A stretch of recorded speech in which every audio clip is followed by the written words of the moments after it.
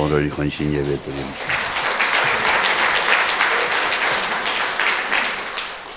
희한한 일을 하시네요. 이렇게 설교 시작할 때 박수 치는 건 생전 처음입니다. 오늘 헌신 예배 드리는 우리 남성교회, 여성교회와 우리 모두에게 말씀의 은혜가 함께 하시기를 주님의 이름으로 축원합니다. 제가 들어오면서 기가 좀 죽었어요.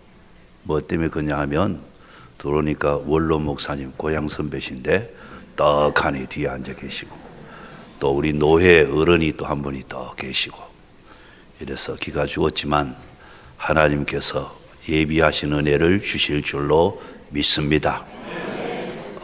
거성교회 설교하러 오려는데 방해가 좀 있었어요.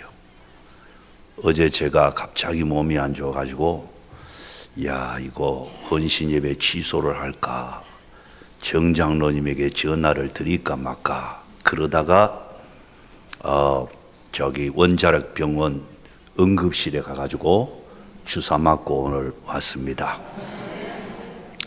방해가 있었지만 하나님 예비하신 것 있는 줄로 믿습니다. 제가 제목을 사랑으로 했더니 40대 집사님 한 분이 그거 내가 노래방에서 잘 부르는 건데요 그러더라고요. 그 사랑으로는 아닙니다. 제가 드릴 말씀은 첫째, 하나님은 사랑이시라.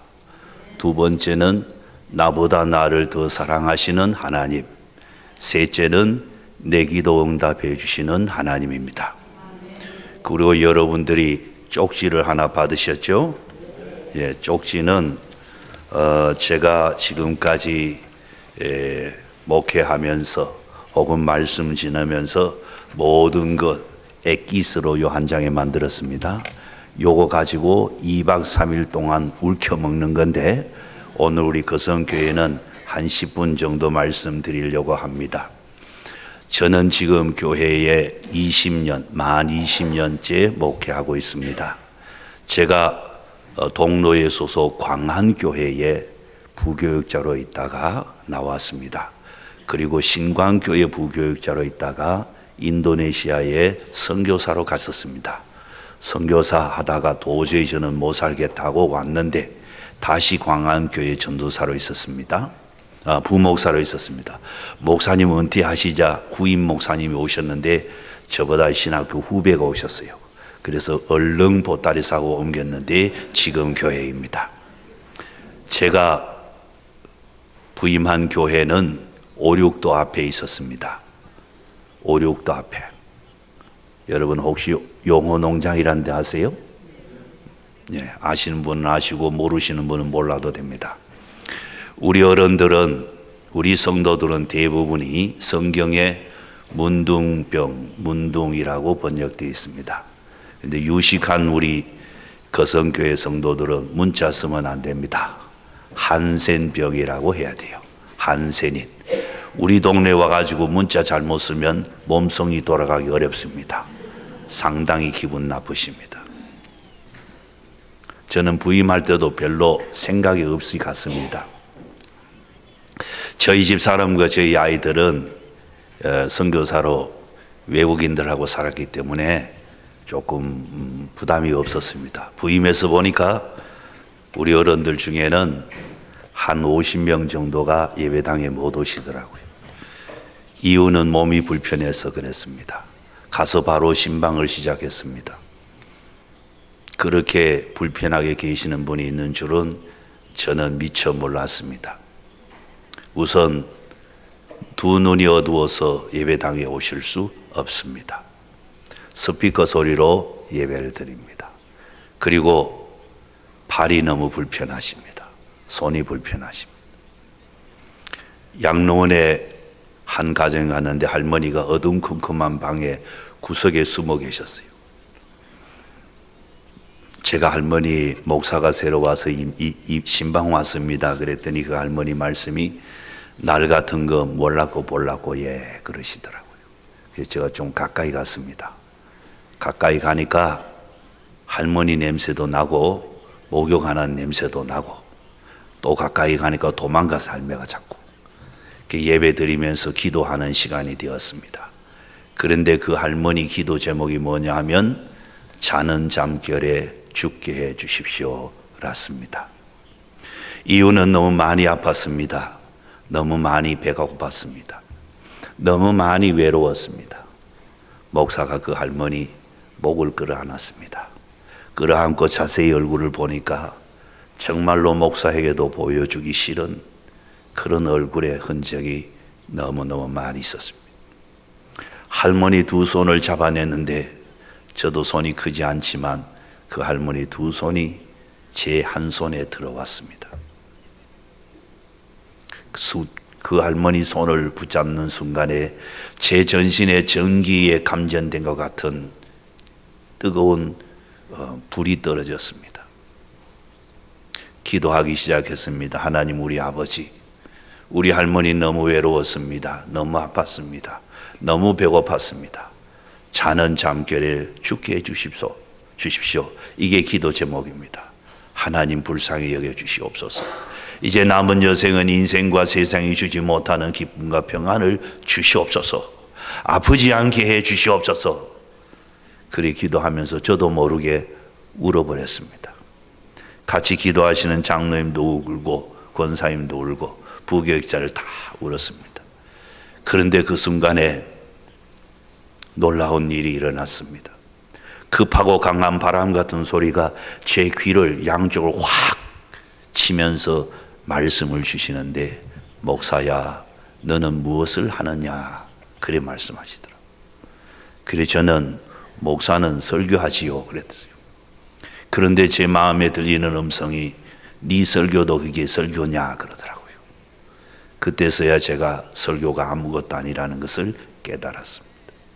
그러면서 제 몸에 전체적으로 큰 기쁨과 평안이 넘치면서 하나님은 사랑이시라 하셨습니다. 그 순간에 하나님께서 제게 성령으로 충만케 하시고 사랑의 은사를 주셨습니다. 그래서 우리 한센인 할아버지 할머니들을 끌어안고 기도했습니다. 그 할머니가 기도하고 난 다음에 하신 말씀이, 목사님, 저는 지금 죽어도 여한이 없습니다. 16살에 병들어가지고 지금까지 혼자 살면서 젊은 남자가 한 번도 저를 안아준 적이 없어요 그러더라고요. 목사님이 저를 안고 축복 기도해 주셨으므로 이제 죽어도 여한이 없습니다 그러셨습니다. 우리 어른들과 함께 열심히 신방하고 살았습니다. 그렇게 아픈 줄 몰랐고, 그렇게 외로운 줄 몰랐고, 그렇게 배고프게 살았는 줄 몰랐습니다. 여러분, 우리 하나님의 사랑이 어떤 것입니까? 우리는 너무 잘 먹고 잘 살고 있지 않습니까? 저희 교회는 옛날에 오륙도에 거기 살 때에 새벽 예배 때에, 새벽 예배 많이 모입니다. 많이 모일 때는 300명 이상 모여요. 새벽 예배는 집사님들이, 서리 집사님들이 대표 기도를 하십니다. 대표 기도 순서에 안 나오면 그 다음 해에 서리 집사 거시기 해버려요. 예. 찬양대 교사가 새벽 예배 안 나오시고 일한다는 것은 잘못된 것이라 생각합니다. 우리는 그렇게 생각합니다. 새벽 예배 기도하시는 할머니 집사님, 이제 68세 된 할머니 집사님 기도를 하십니다.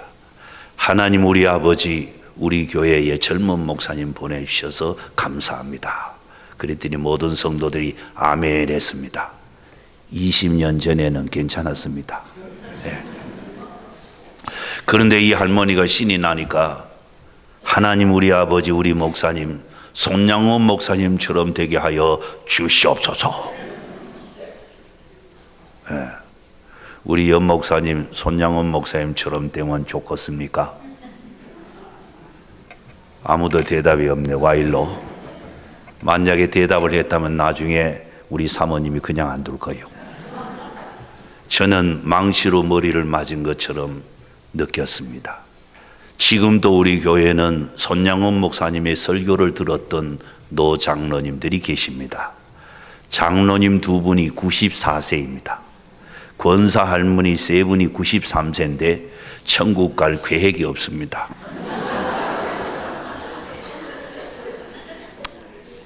자, 우리 목사님 손양원 목사님처럼 되게 해달라. 저는 망치로 머리 맞은 것 같았어요. 저는 겁나는 게 없는 사람입니다. 그런데 딱 한 사람만 무서워합니다. 밥 얻어 먹어야 되니까. 집에 가니 그분이 입이 이렇게 나왔어요. 우리 목사님이 한경진 목사님처럼 오래 사시고 또 고명하시면 얼마나 좋노. 여의도의 조 다윗이라 그러더라고요. 조 목사님처럼 그래 큰 교회 하면 얼마나 좋으노. 하필이면 손양원 목사고 누구 과부 만들 일이냐 그러더라고요. 제가 부임했더니 우리 어른들이 걸핏하면 손양원 목사님 이야기를 하는 겁니다. 옛날에 손양원 목사님이 이랬습니다. 손양원 목사님이 장로 안수를 했던 분이 두 분이 계시거든요. 제가 39살에 부임했는데 84세 장로님이 계셨어요. 그 장로님은 1946년도에 장로가 됐습니다. 제가 태어나기 전 10년 전 56년생이니까 장로하셨어요. 그러니까 저는 완전히 애기로 보죠. 그리고 걸핏하면 그럽니다. 옛날에 손양원 목사님은 이렇게 하셨습니다. 듣기 좋은 꽃 노래도 한두 번이지. 제가 얼마나 불이 난지 아세요? 그래서 한 번은 작심을 하고 원로 장로님 4분, 은퇴 장로님 2분을 모셔놓고 물어봤습니다. 첫째, 손양원 목사님이 저보다 키가 큽니까? 물어봤더니 저보다는 적다 그러대. 키도 적은 사람이 참.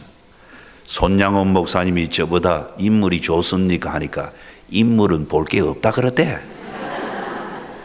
손양원 목사님이 저보다 목소리 좋습니까? 물어봤어요. 제가 오늘 감기 걸렸지만 목소리 좀 괜찮습니다. 한 곡 좀 뽑아볼까요? 네. 제가 요 위에 동네 위에 거제제일교회 찬양대 지휘했었어요. 좀 한다 이 말이죠. 근데 손양원 목사님 목소리는 목사님만큼 그래 부드럽지는 않다 그러더라고요. 그럼 목소리도 별로. 그래서 물어봤어요. 결정적인 거.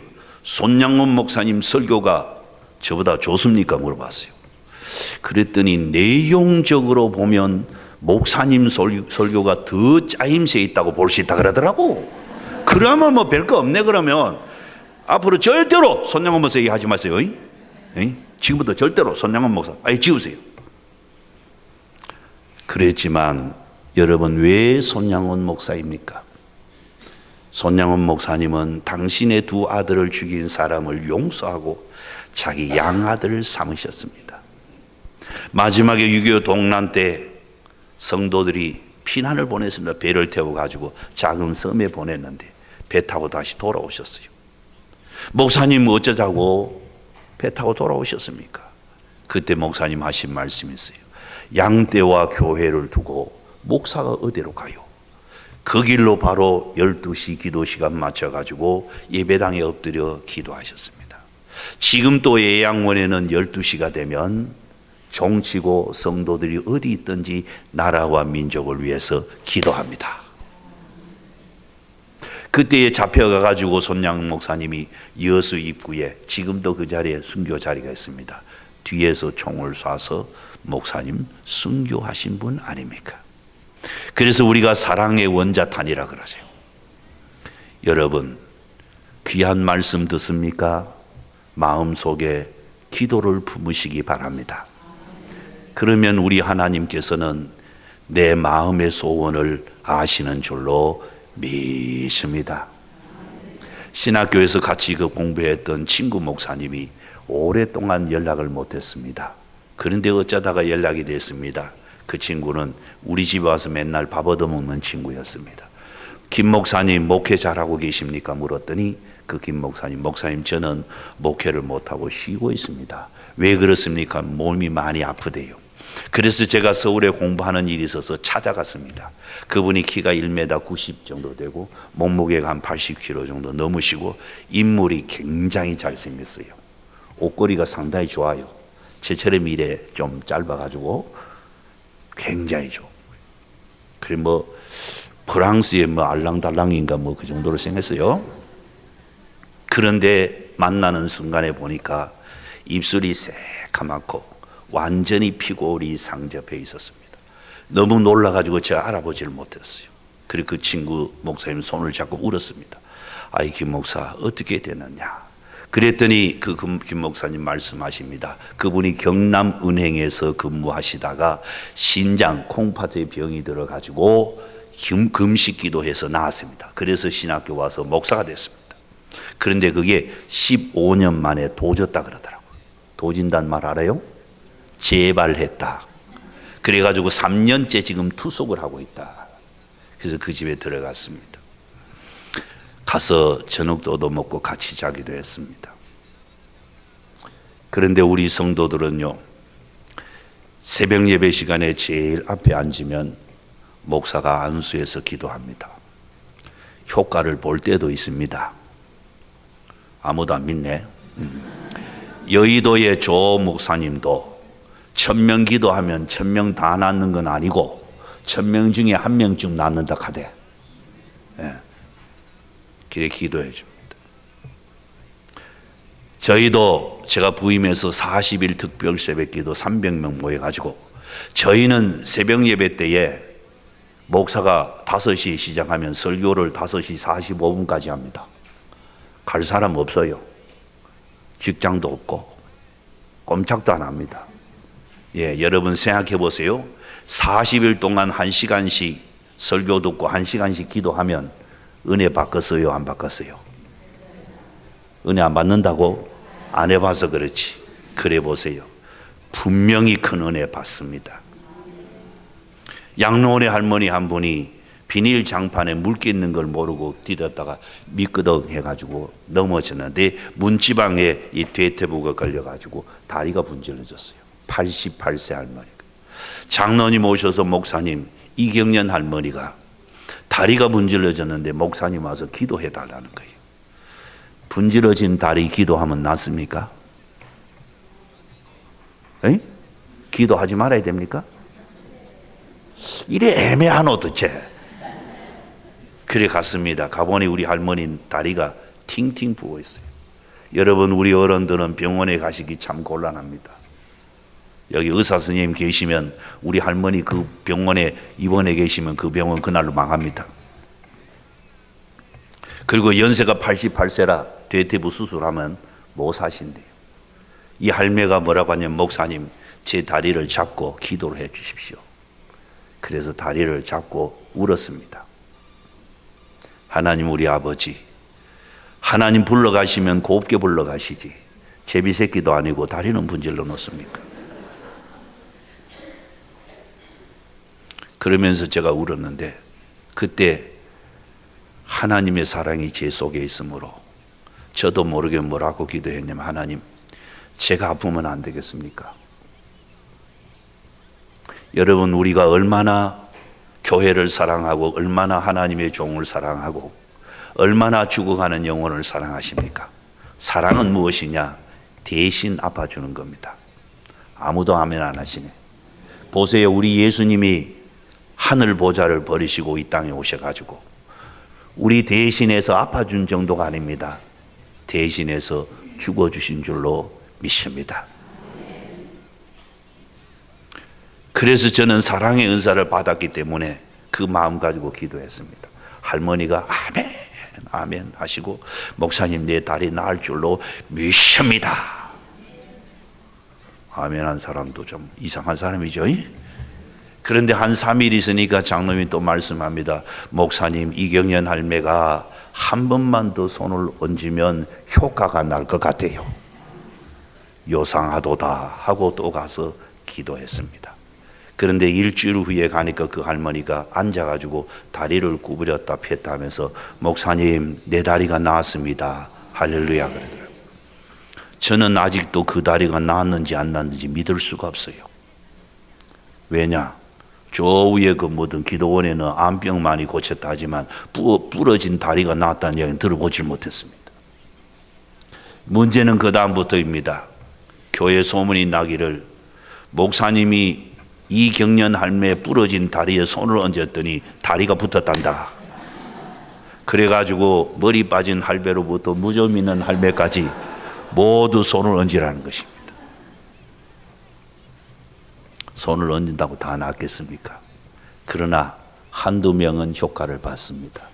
한 분만 더 말씀을 드리면 70대 중반 할머니가 앞에 앉아가지고 울고 계셨어요. 새벽 예배 마치고 할매 어디가 아픕니까? 그러니까 모가지가 아파요 그러더라고요. 우리 할머니들은 5, 6도 살 때에 병아리 키웠어요. 계란. 그래서 계란 이고 다니고 사료 이고 다니고 닭똥도 이고 다니고 병아리도 이고 다니까 요 목에 있는 물lum보가 다 따라가 본 거예요. 그 연세가 높으니까 수술할 수 없다는 거예요. 너무 아프다. 진통제를 먹어도 뼈가 부딪히니까 뼈는 진통이 안 되잖아요. 너무 아파서 못 살겠대. 그래 제가 다 고칠 수 없으니 병원에 가서 고치십시오. 할매가 병원에 할매 가니까 못 고친대요.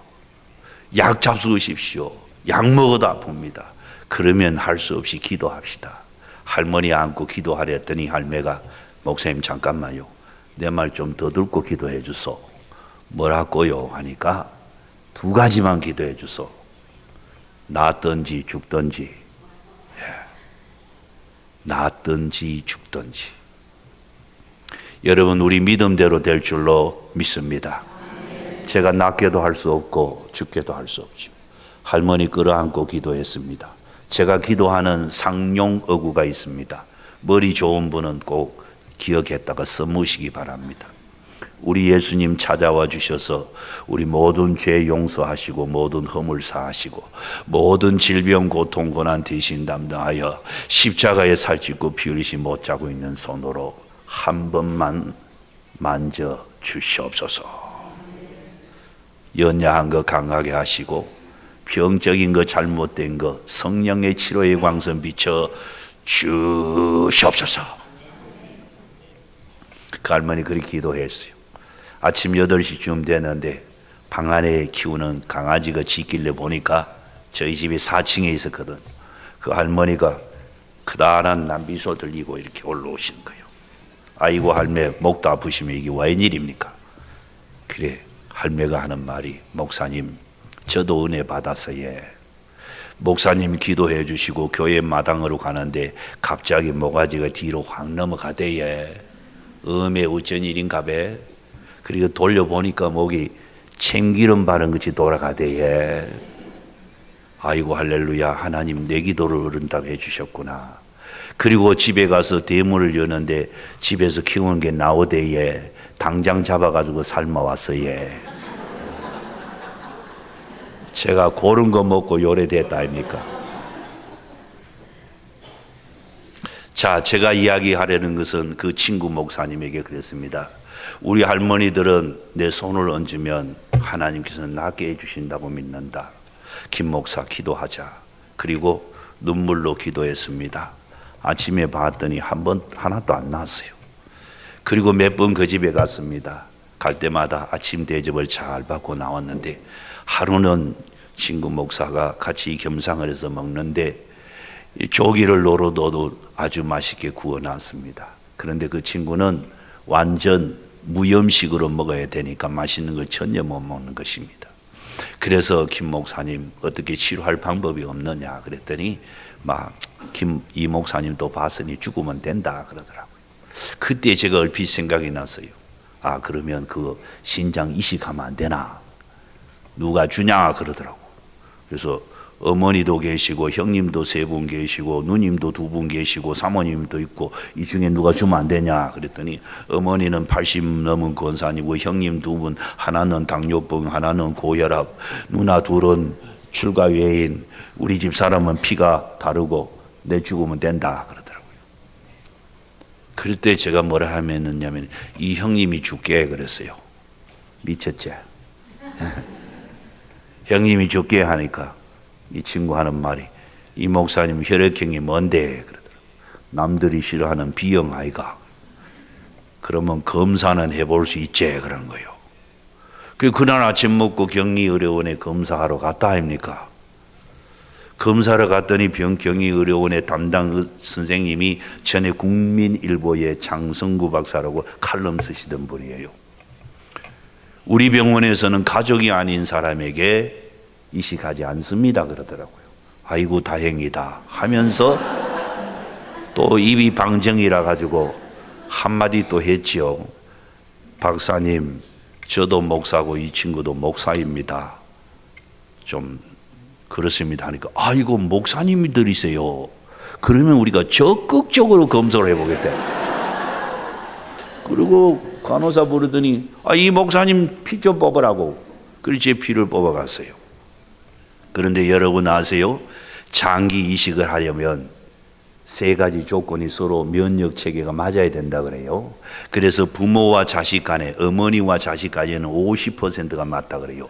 형제들 간에는 25%가 맞다 그래요. 그리고 남남은 맞추기가 어렵다 그래요. 그래서 설마 맞겠나 하고 기다렸습니다. 그랬더니 들어오라 그래. 검사가 끝났다고. 가봤더니 목사님 2분은 있지 니 산 다 맞대. 그래가지고 이거 뭐 이제 취소는 할 수 없고 그러면 우야모 됩니까 하니까 날 잡아가지고 3일 동안 입원해서 금식하고 정밀 검사를 해야 된대요. 제가 이래도 대한민국 육군 병장 출신 아닙니까? 그리고 아들도 낳고 딸도 낳지 않습니까? 문제가 없다는 거죠. 그래서 3일 동안 입원해서 머리 위에서 발끝까지 대학병원이니까 깨끗이 검사를 하고 정신과 검사까지 다 했습니다.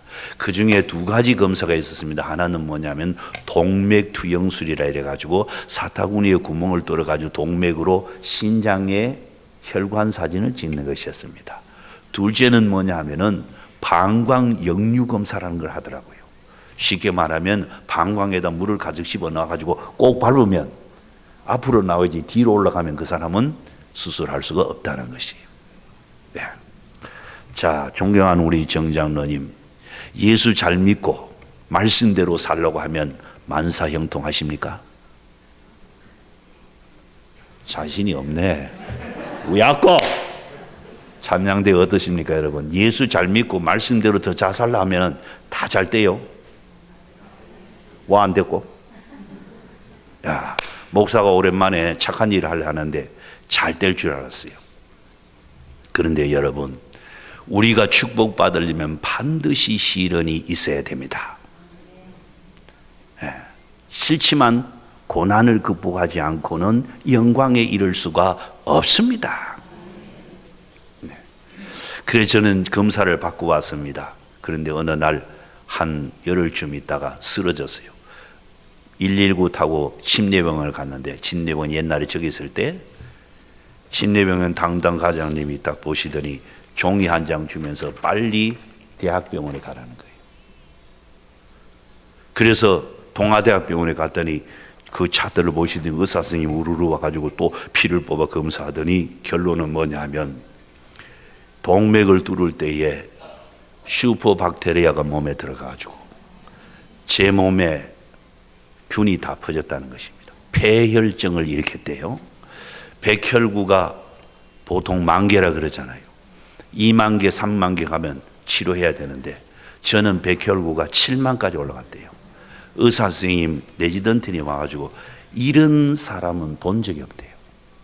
백혈구가 70,000까지 올라갔으니 오늘 오후 6시 이전에 죽습니다 하더라고요.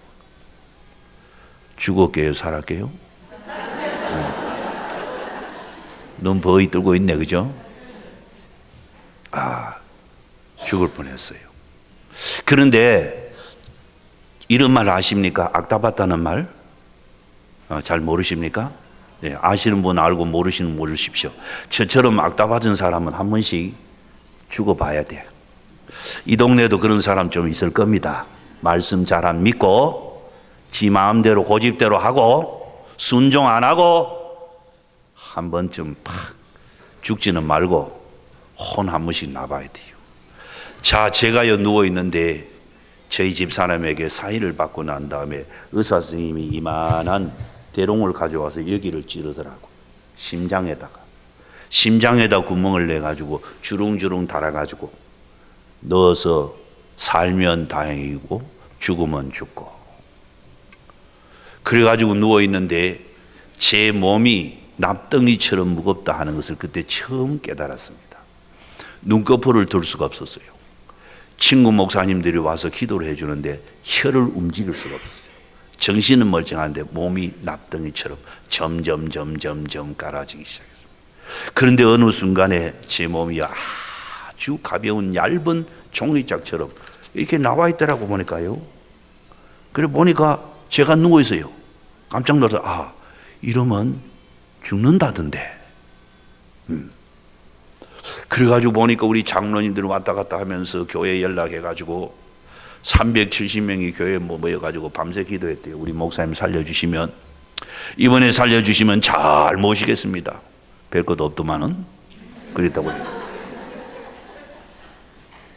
그런데 하나님의 종을 고난해 주실 때는 하나님 반드시 이유가 있습니다. 제가요 몸 밖에 있는지 몸 안에 있는지 모르지만 그때 우리 교회 전도사님이 찬양을 즐겁게 가르친 게 있었습니다. 우리 주님은 사랑의 주님, 나보다 나를 더 사랑하시는 주님. 여러분 따라합시다. 나보다 나를 더 사랑하시는 주님. 믿습니까? 여러분, 내가 나를 사랑하는 것 본능적으로 사랑하지만 우리 하나님은 내가 나를 사랑하는 것보다 더 사랑하신다는 것이에요. 그래서 제가 몸 안에 있는지 몸 밖에 있는지 밤새 나보다 나를 더 사랑하시는 주님을 찬양했습니다. 아침 6시에 눈이 떠졌는데 못 죽었더라고요. 그런데 분명한 것은 밤새 하나도 안 아팠어요. 너무나 행복했어요. 너무나 기뻤어요. 그래서 죽는 것도 겁낼 것이 아니구나 하는 것을 그때 깨달았습니다. 저는 지금 죽어도 천국 갈 줄로 믿습니다. 다시 아프지 않습니다. 다시 괴롭지 않습니다. 염려, 근심, 걱정 없습니다. 진짜 기분 좋습니다. 나보다 나를 더 사랑하시는 주. 그래가지고 병원에서 깨어나가지고 동아대학 병원에 13일 입원했습니다. 그리고 교회 오니까 우리 교회 장로님들이 그러셨어요. 원로 장로님, 85세 된 장로님 그런 말씀. 목사님이 선한 일을 하시려는데 하나님 말리셨으니까 이제 우리랑 잘 살아봅시다. 그런데 제가 아멘을 못했어요. 왜? 하나님의 뜻이 어디 계신가? 그리고 한 달 있다가 병원에 갔습니다. 가서 의사 선생님에게 그런 상담을 했으면 내가 이 병원에 검사하고 죽을 뻔했다. 그랬더니 그 의사 선생님이 그런 폐혈증은 미국 같은 나라에도 40% 이상 죽는데요. 그리고 목사님이 백혈구가 7만 올라갔다면 하나님이 살려주신 줄로 믿습니다. 근데 그때는 제가 좀 철이 들었는데 조금 지나니까 또 마찬가지 되더라고. 이 동네에 그런 사람이 있으면 안 돼요. 정신을 차리고 깨어 말씀대로 살아야 할 줄로 믿습니다. 그래가지고 이제 한 달 후에 병원에 갔더니 의사 선생님이 온 김에 검사를 해보십시오. 이래가지고 또 피를 뽑고 검사를 했는데 의사 선생님 하시는 말씀이 목사님 지금 건강 상태는 베스트 컨디션입니다. 그래요. 뭐 어떤데 하니까 지금 수술하면 딱 좋대.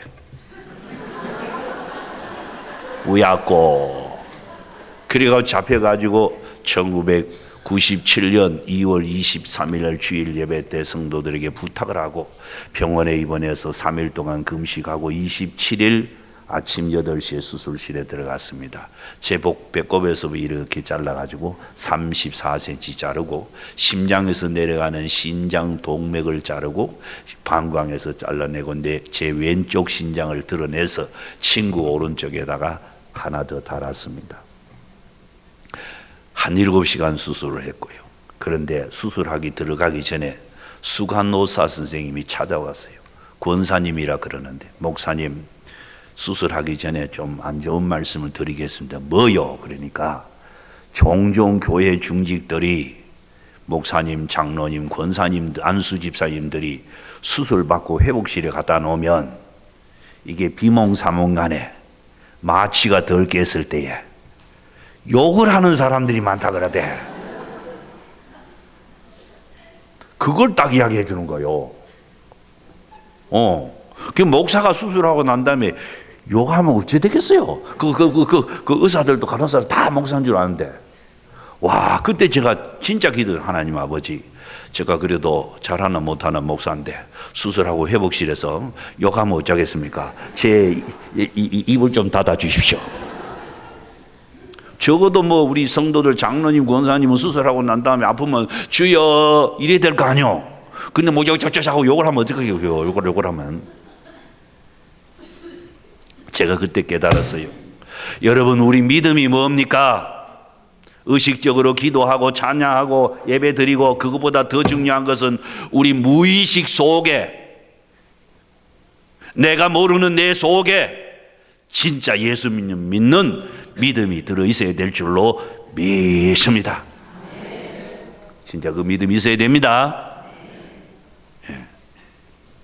그때 제가 깨달아서 이게 내가 아는 게 다가 아니구나, 내가 깨닫는 게 다가 아니구나, 의식하는 게 다가 아니구나. 무의식 중에 만약에 수술하고 난 다음에 장로님이 수술하고 나와가지고 막 욕을 했다든지 뭐 애인 이름을 불러서 한다든지 하면 어쩌겠노?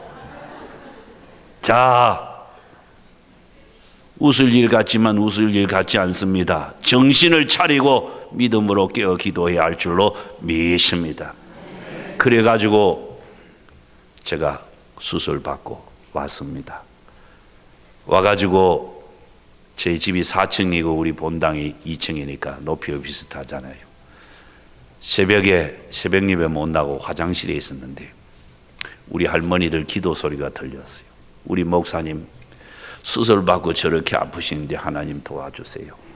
우리 같은 거는 늙어가지고 지금 죽어도 되지만 우리 목사님 어서 건강 얻어서 목회 잘하게 해주시고, 목사님 아플 거 우리가 대신 아플 테니까 하나님 얼른 낫게 하여 주시옵소서. 참 기가 막히죠. 그래가지고 제가 화장실에 앉아가지고 너무 기가 막혀서 하나님 아버지 감사합니다 했어요. 한 번 더 했어요. 하나님 아버지 감사합니다. 그랬더니 눈물이 핑 돌고, 예? 코끝이 칭하고 한 번 더 했어요. 하나님 아버지 감사합니다. 그때에 제 등에 불이 떨어졌습니다. 하나님께서 제게 성령의 불을 부어주셨어요. 온몸이 뜨거워졌습니다. 눈물이 뭐 옛날 말로 콩죽같이 쏟아지고 은혜를 받았어요. 그 다음 날부터 새벽 예배 나와가지고 지금까지 신방하고 목회하면서 건강에 어려움 없이 하나님께서 붙잡아 주신 줄로 믿습니다. 17년 동안 건강하게 지냈습니다. 하나님 은혜 주셨어요. 여러분, 우리 하나님은 절대로 공짜가 없습니다. 외상도 안 하십니다. 기도한 대로 갚아주시고 헌신한 대로 축복하십니다. 시간이 3시인데 아까 보니까 저보고 설교할 때가 25분이더라고. 그래서 좀 더 해야 돼요. 기분 나쁘면 시계 보시면 끝내겠습니다. 자, 우리가 5, 6도 앞에 살다가 5, 6도 앞에 다 개발함으로 이사를 가야 돼요. 여기 저기 거성교회 옆에다가 우리가 이사 오면 좋겠어요? 아니면 권사님 사시는 아파트 옆에 우리 이사 가면 좋겠어요? 난리 날 거예요. 그래서 몰래 집을 짓고 이사를 가야 돼요. 우리 할머니들이 목사님 남은 여생 물 좋고 산 좋은데 공기 좋은데 예배당과 우리 집을 같이 지어가지고 그렇게 살게 해 주시옵소서. 그래서 당회에 그렇게 하기로 결정을 했습니다. 그래서 두루 다니다가 김해에다가 땅을 14,000평 샀습니다. 아파트 주택 120동 허가 내려고 김해시에다 허가 신청을 했습니다. 우리가 몰랐어요. 99동까지는 공무원들이 허가하지만 100동이 넘으면 의회 통과를 해야 된대요. 의회에서 용호동 사람들 온다 그 말이 지금 누설이 돼가지고 그 허가가 캔슬됐어요. 그럼 이번에는 철저히 몰래 하자. 그래가지고 정관에다가 땅을 샀습니다. 거기에 신도시가 생기는 줄로 몰랐습니다. 한 3,000평 있다길래 샀습니다. 3,000평 사는데 20억 들었습니다. 이 동네는 원캉 부자들이라 가지고 20억은 끈값이지. 그래가지고 우리 노인 아파트 65세대 그리고 예배당하고 붙여 지었습니다. 놀러 오면 보여드릴게요. 우리 주택에서는 텔레비 틀면 예배 신랑이 늘 새벽 예배까지 다 중계가 됩니다. 우리 어른들은 휠체어 타고 예배당에 들어올 수 있습니다. 그래 집을 지었습니다. 그런데 문제는 예배당 짓는 게 쉽습니까? 예배당은 말입니다. 그냥 지어지는 게 아니고 목사의 넋을 빼어 짓는 것입니다. 혼을 빼어 짓는 것이라. 건축을 시작하고 우리 아무도 가지 말고 보안 누설되면 오도 가도 못하니까. 그리고 집을 시작했는데 1년 공사가 되니까 골조가 다 됐어요. 그런데 돈이 똑 떨어졌어요. 공사업자는 목사님 돈 되면 공사를 계속하시고 공사를 중단하십시오. 저는 지금부터 공사를 중단해야 되겠습니다. 큰일 났어요. 네. 공사 중단해가 만약에 보안이 또 누설되면 주민들이 용호동 문자 쓰면서 오지 마라 이러면 집 짓다고 어쩔 거요 제가? 네? 목사가 붙어나면 어떻게 될 거요? 아이고 큰일 났어요. 목사가 할 수 있는 것은 하나님 앞에 기도하는 일뿐입니다. 여러분 내 기도를 하나님 들으시는 줄로 믿습니다. 그래가지고 공사가 중단되어 있었는데 돈을 주겠다는 사람이 11월 말까지는 꼭 주겠다 했지만 12월 1일 때도 돈을 안 주는 거예요. 그런데 어떤 분이 저를 만나자고 그랬어요. 들어보니까 부자래. 근데 저는 부자 안 좋아합니다. 또 높은 사람 별로 안 좋아합니다. 잘 모르는 것 같지만은 제가 고향에서요 돌 던지면 전 대통령 지붕에 떨어집니다. 진짜라니까. 제 동생이 고향 시의원 하고 있습니다. 자, 그렇지만 그 유명한 사람, 돈 많은 사람, 실력이 있는 사람, 이런 사람 좀 싫어합니다. 이유는 뭐냐? 그런 사람들 자꾸 만나면요 하나님 의지하지 않습니다. 여러분 우리는 오직 하나님 의지해야 될 줄로 믿습니다. 한번 결단하십시오. 자꾸만 사람 찾아다니고 그러지 말고 하나님 의지하고 마음 정성 모으고 하나님 앞에 무릎 꿇고 엎드려 보자는 것이에요. 저는 하나님 앞에 엎드리기로 결정하고 12월 5일까지 돈이 안 되면 40일 금식을 하든지 아니면 100일 철야기도를 하든지. 그런데 40일 금식 이거 하겠어요? 이거 가지고 4끼 굶어도 죽는데 100일 동안 하여튼 걱정하고 있었습니다. 그런데 12월 3일 날 그분이 또 만나서 만났습니다. 만났더니 뭐 여러 가지 은혜를 나누고 그분 또 부자긴 하지만 미국에서 신학 공부를 5년이나 했지만 목사가 안 된 사람이에요. 그래서 저는 보니까 저는 갑이고 그 사람은 을이더라고. 뭐냐, 저는 목사고 공부는 하고 목사 안 됐으니까. 그래서 그럴 수가 있냐고 말이지. 그러면 다른 사람 공부시키지 왜 신학 공부를 하고 목사를 안 했냐고. 그러니까 아이고 죄송합니다 그러더라고.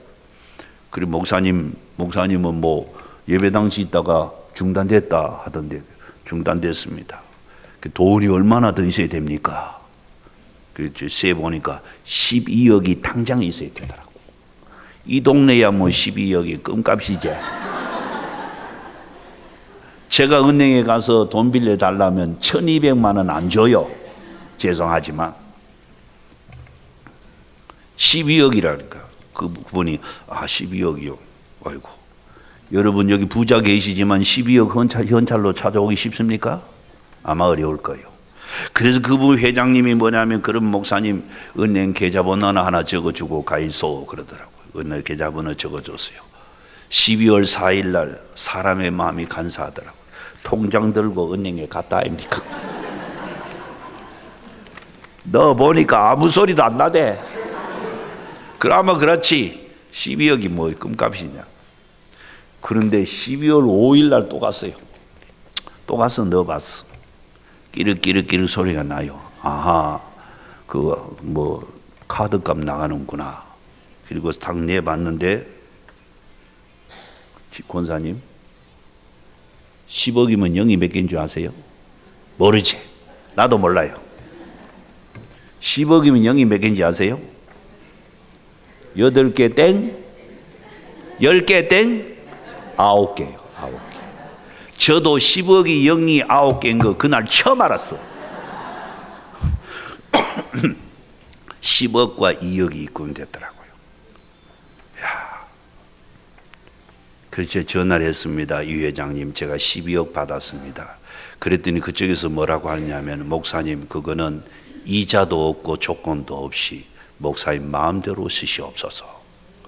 그 다음날 건축위원장 장로님하고 공사협조 불렀습니다. 공사 시작하세요 하니까, 돈은요? 돈 여기 있다 일단. 여러분, 우리 돈 좋아하지 않습니까? 그런데 제가 그때 깨달았습니다.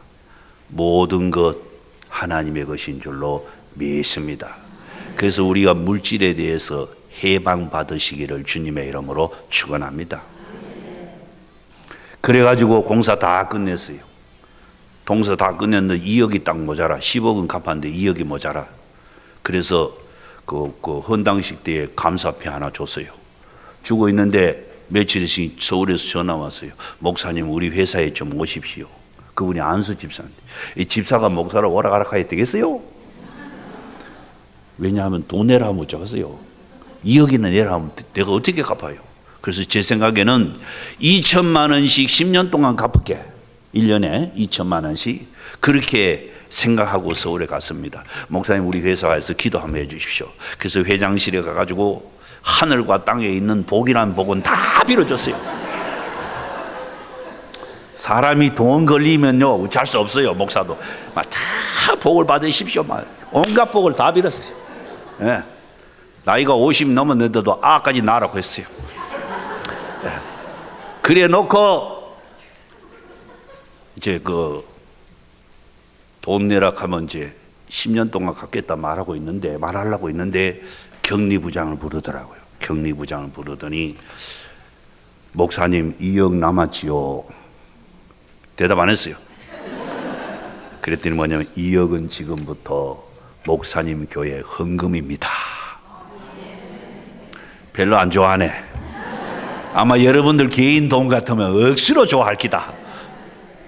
2억 헌금 받았습니다. 더 놀라운 것은, 목사님 이거 받으십시오 하고 종이를 하나 내줘요. 차용증서 일금 10억 원 이상붕 목사님 귀하. 이게 뭐요 하니까, 목사님 제가요 10억을 받고 나니까 위에서 니 왜 줬다 뺐노 그러지더라고요. 그래서 목사님 이거 나 차용증서 받아 놓으십시오. 그럼 내가 이거 찾으란 말이요. 목사님 필요하면 쓰십시오. 그래서 제가 그랬습니다. 이거는 내가 받겠다. 그러나 그 10억은 다른 데 선교위를 쓰시오. 내 거 아니요. 당신이 하나님의 것이라고 믿는다면 10억을 선교위의 영혼 구원 위에 기꺼이 쓰십시오. 그리고 왔습니다. 지금도 그 10억 차용증서는 제가 보관하고 있습니다. 사랑하는 우리 남성교회, 여성교회 여러분, 그리고 성도 여러분, 사랑으로 우리는 섬기면 우리 하나님의 사랑을 체험할 수 있습니다. 사랑으로 섬기면 나보다 나를 더 사랑하신 하나님 경험할 수 있습니다.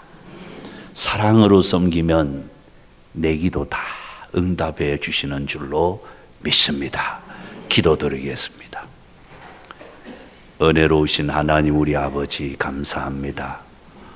오늘 저희로 사랑으로 라는 제목의 말씀을 깨닫습니다.